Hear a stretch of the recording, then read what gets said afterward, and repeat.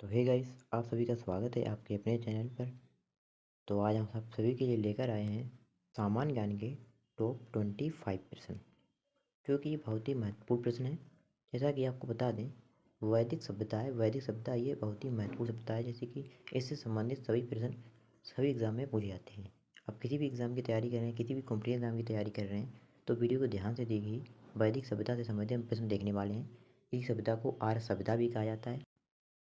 तो आज का आपका पहला प्रश्न है, वैदिक सभ्यता का काल है। वैदिक सभ्यता का टाइम पीरियड। तो आपके ऑप्शन है 1500 से 600 ईसा पूर्व, 1500 से 500 ईसा पूर्व, 1000 से 600 ईसा पूर्व, डी इनमें से नहीं। आपका सही विकल्प हो जाएगा ए, 1500 ईसा पूर्व से 600 ईसा पूर्व वैदिक सभ्यता का कार्यकाल है। ठीक है, आपको बता दें वैदिक सभ्यता को जो विभाजन था वो दो भागों में हुआ था, ऋग्वैदिक काल और उत्तर वैदिक काल। ऋग्वैदिक काल 1500 से 1000 ईसा पूर्व और उत्तर वैदिक काल 1000 से 600 ईसा पूर्व। ठीक है, अगला प्रश्न देखते हैं। अगला प्रश्न है आपका, आर्यों का मूल स्थान माना जाता है।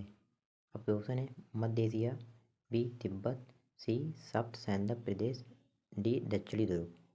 का सही विकल्प हो जाएगा ए, मध्य एशिया। ज़्यादातर सही उत्तर आपका हो जाएगा मध्य एशिया हो जाएगा। मैक्स मूलर के अनुसार मध्य एशिया आर्यों का मूल स्थान माना जाता है। ठीक है, अगला प्रश्न देखते हैं। अगला प्रश्न है, बाल गंगाधर तिलक के अनुसार आर्यों का मूल स्थान। जैसे कि आपको बताया मैक्स मूलर के अनुसार आपका मध्य एशिया हो गया। अब पूछ रहा है बाल गंगाधर तिलक के अनुसार आर्यों का मूल स्थान क्या बताया गया है। ऑप्शन है उत्तरी ध्रुव, बी दक्षिणी ध्रुव, सी तिब्बत, डी इंडोनेशिया। आपका सही विकल्प हो जाएगा ए, उत्तरी ध्रुव। आपको बता दें, जैसा कि इसमें ऑप्शन दिए हैं, मैक्स मूलर के अनुसार मध्य एशिया है, और तिब्बत है दयानंद सरस्वती के अनुसार, और सब सैंधव प्रदेश है अविनाश चंद्र के अनुसार आर्यों का मूल स्थान।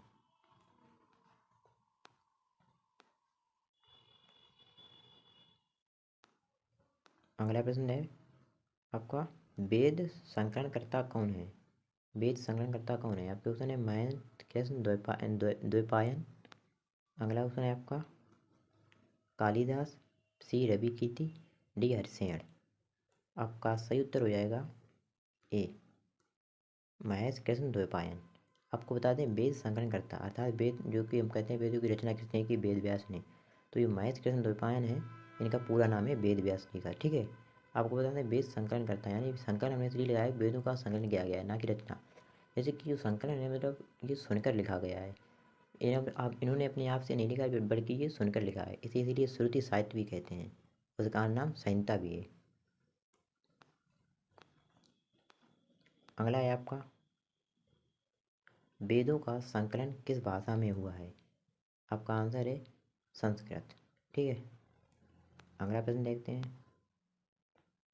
अगला प्रश्न है आपका, वेदों को और किस नाम से जाना जाता है। ऑप्शन है श्रुति साहित्य, प्रयाग साहित्य, जय संहिता, डी इनमें से नहीं। आपका सही आंसर हो जाएगा श्रुति साहित्य, और इसका अन्य नाम है संहिता। ठीक है, अगला प्रश्न है आपका, अगला प्रश्न है वैदिक सभ्यता किस प्रकार की सभ्यता थी। वैदिक सभ्यता किस प्रकार की सभ्यता थी, शहरी या ग्रामीण। तो आपका बी विकल्प हो जाएगा ग्रामीण सभ्यता थी। सभ्यता मतलब रहन सहन, आर्यों का रहन सहन किस प्रकार था। और आर्यों की भाषा की बात करें तो आर्यों की भाषा संस्कृत थी। अगला प्रश्न है, वैदिक सभ्यता में परिवार कैसा था, पितृसत्तात्मक या मातृसत्तात्मक। मतलब वैदिक सभ्यता में परिवार का जो कि मतलब मालिक या मुखिया कौन होता था। तो आपका सही आंसर हो जाएगा पितृसत्तात्मक। अगला प्रश्न, अगला प्रश्न है आपका, सप्त सैंधव प्रदेश से अर्थ है 7 नदियों की भूमि, 5 नदियों की भूमि, सी 8 नदियों की भूमि, डी 17 नदियों की भूमि। आपका सही हो जाएगा ए, 7 नदियों की भूमि। जैसे कि आपको बताया अविनाश चंद्र के अनुसार आर्य सप्त सैंधव प्रदेश से आए थे। सभी ने अपने अपने मत रखे हैं। ठीक है, अगला प्रश्न देखते हैं। अगला प्रश्न है आपका, वेद में सर्वाधिक किस नदी का उल्लेख मिलता है। वेदों में सर्वाधिक किस नदी का उल्लेख मिलता है। आपका ऑप्शन है सिंध, बी गंगा, सी व्यास, डी रावी। आपका विकल्प हो जाएगा ए, सिंध। सिंध नदी का सर्वाधिक वेदों में उल्लेख मिलता है। अगला प्रश्न देखते हैं। अगला प्रश्न है आपका, सरस्वती नदी का प्राचीन नाम। आस्किनी, विपाशा, वितस्ता, शतुद्री। इसमें आपको ऑप्शन नहीं दिया है तो आपका सही आंसर हो जाएगा नदी तमा। सरस्वती का प्राचीन नाम नदी तमा, ठीक है, नदी तमा हो जाएगा। और विपाशा होता है व्यास का प्राचीन नाम होता है। और ये जो वितस्ता होता है झेलम का प्राचीन नाम होता है। और शतुद्री होता है ये सतलज का प्राचीन नाम होता है। और जो आस्किनी होता है चिनाब नदी का, ठीक है। चिनाब नदी का प्राचीन नाम आस्किनी, व्यास का विपाशा, चिनाब का आस्किनी, और ये झेलम का वितस्ता, और सतलज का शतुद्री। इस प्रश्न का सही आंसर आपका हो जाएगा नदी तमा। अगला प्रश्न देखते हैं। अगला प्रश्न है आपका, वेदों में गंगा नदी का उल्लेख कितने बार मिलता है। आपका सही विकल्प हो जाएगा ए, एक बार। आपको बता दें ये प्रश्न सभी एग्जाम में पूछे जाते हैं, बहुत ही महत्वपूर्ण प्रश्न है, तो कृपया करके वीडियो को देखते रहिए। अगला प्रश्न है, वेदांग कितने होते हैं। वेदांग कितने होते हैं। ऑप्शन है 6, 7, 5, 4। सही आंसर हो जाएगा 6। वेदांग क्या होते हैं। तो अगला आपका प्रश्न है, उपवेद कितने होते हैं। आपको बता दें वेदों के उपवेद भी होते हैं, तो उपवेद कितने होते हैं। 4 वेद होते हैं, तो 4 ही उपवेद होंगे, ठीक है। सही आंसर आपका 4 हो जाएगा। अगला प्रश्न देखते हैं। अगला प्रश्न है आपका, उपनिषद कितने होते हैं। ऑप्शन है 108, 107, 120, 111। सही विकल्प आपका हो जाएगा 108 उपनिषद होते हैं। अगला प्रश्न देखते हैं। अगला प्रश्न है आपका, आदि मानव का प्राचीन ग्रंथ किसे कहते हैं। ऋग्वेद को, सामवेद को, अथर्ववेद को, यजुर्वेद को। सही विकल्प आपका हो जाएगा ऋग्वेद को, जो कि सबसे प्राचीन वेद है। इसी को हम आदि मानव का प्राचीन ग्रंथ कहते हैं। आपको बता दें, आप लोग हमें कमेंट बॉक्स में एक प्रश्न का उत्तर बताना कि जो कि संगीत का वेद है उसे संगीत का वेद किस वेद को कहा जाता है, संगीत का वेद, ठीक है। अगला अगला प्रश्न आपका है, कर्मकांडी वेद किसे कहते हैं। आपके ऑप्शन है यजुर्वेद, बी सामवेद, सी ऋग्वेद, डी अथर्ववेद। आपका सही आंसर हो जाएगा ए, यजुर्वेद को कर्मकांडी वेद कहते हैं। और आपको बता दें, ऋग्वेद होता है ये प्राचीन वेद होता है, इसे स्तुति का वेद भी कहते हैं। ऋग्वेद को स्तुति का वेद कहते हैं। अथर्ववेद को जादू टोना का वेद कहते हैं, ठीक है। इसी को ब्रह्म वेद भी कहते हैं। और ये अथर्ववेद ये सबसे नवीन वेद है, इसे नवीन वेद भी कहते हैं। चलिए, इसका आंसर आपको कमेंट बॉक्स में देना है। सामवेद का मतलब किस वेद से संबंधित है, क्या कहते हैं इसको।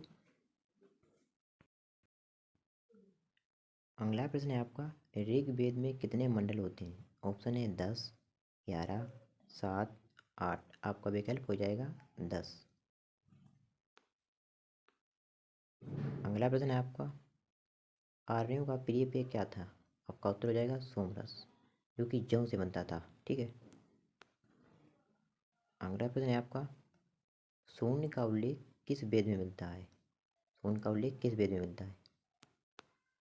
आपका उत्तर हो जाएगा यजुर्वेद में। अगला प्रश्न है आपका, कौन सा वेद चंपू काव्य चंपू शैली है। आपके ऑप्शन दिए हैं यजुर्वेद, सामवेद, सी ऋग्वेद, डी अथर्ववेद। आपका सही आंसर हो जाएगा ए यजुर्वेद। अगला प्रश्न देखते हैं। अगला प्रश्न है आपका, ऋग्वेद की रचना कहाँ हुई थी। आपके ऑप्शन है उत्तर है सप्त छांदोग्य प्रदेश में। तो अगला प्रश्न आपका है, सबसे नवीन वेद कौन सा है। आपके ऑप्शन है ऋग्वेद, बी सामवेद, सी अथर्ववेद, डी यजुर्वेद। आपका सही आंसर हो जाएगा सी अथर्ववेद। तो अगला प्रश्न आपका है, भारत का आदर्श वाक्य सत्यमेव जयते किस उपनिषद से लिया गया है। आपका उत्तर हो जाएगा मुंडको उपनिषद से, ठीक है। अगला प्रश्न देखते हैं, अस्तो माँ सदगमय किस उपनिषद से लिया गया है। अस्तो माँ सदगमय जो श्लोक मंत्र है वो किस उपनिषद से लिया गया है। आपका उत्तर हो जाएगा बृहदारण्यक। और ये बृहदारण्यक सबसे बड़ा उपनिषद होता है। अगला प्रश्न, तो इतने थे आपके प्रश्न। आई होप आप सभी को वीडियो पसंद आई हो। वीडियो अच्छी लगी तो वीडियो को लाइक कर दें, चैनल को सब्सक्राइब कर दें। मिलते हैं अगली वीडियो में, तब तक के लिए धन्यवाद। Thanks for watching, take care.